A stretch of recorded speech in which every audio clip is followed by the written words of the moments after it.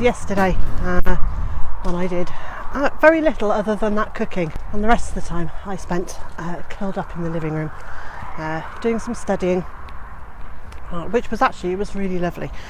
But today, as you can see, there's no rain, it's quite breezy, hence the fabulous standing up on end hairdo. But I have managed to get out into the garden and do a little bit in the annual vegetable garden, and I've also managed to plant a tree. So a little while ago I ordered 3 trees, a quince, a apricot and a peach. Now neither apricot nor peaches do terribly well here, but I bought very hardy varieties, and hopefully they'll do something. And the other thing I've done this morning is to put some more wood chippings on this end of this raised bed. This has got autumn sown broad beans in it, and I'd put wood chippings in sort of in this section here, but not the far end. And I really thought I should get that done before we get very much further into autumn and winter. And to my delight, the little broad bean seeds have indeed germinated and are just coming up. So I've put the peach tree into the food forest. It's behind me just here. It's sheltered by the fencing that goes around the annual vegetable garden, and out of choice I would raise that up to be a double height fence.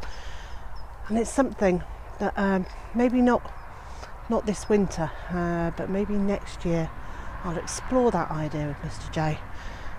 Because if we put fence posts down here and coming up, because then we could sit another of the pallets on the top coming up here, and it would give us a 6 foot high enclosure that would still let the wind through, but would give it some wind break.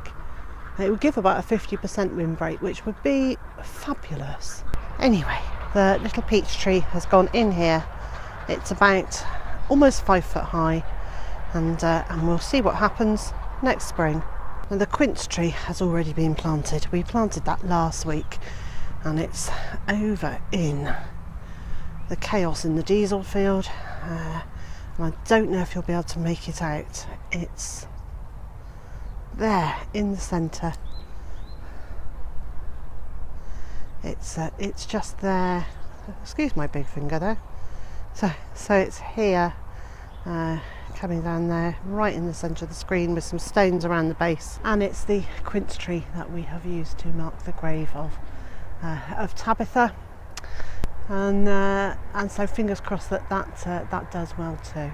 And now that the peach tree is in place, there is a tree that very definitely needs moving.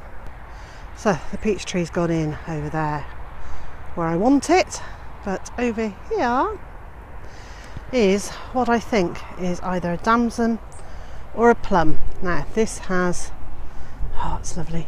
It's a self-seeded one, so it's a volunteer, and I don't want to get rid of it. So what I'm going to do is we're going to dig it up and move it across to over there, so that it forms more of this row of plum and damson trees on the boundary over there. But that's definitely a job for another day. It's one of those ones that it can wait, and I'm going to wait until all the leaves are off that tree before I move it, because that just makes a bit more sense in terms of lifting roots and disturbing them. I think our plans for today are pick a bit more fruit. There is still a significant amount of raspberries to collect.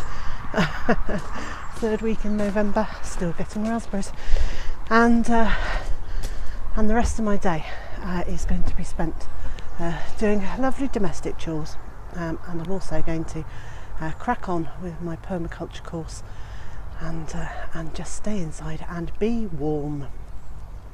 And so, wherever you are in the world and whatever you've got planned for today, I hope you're going to stay warm and dry, and I also hope you can join me again tomorrow.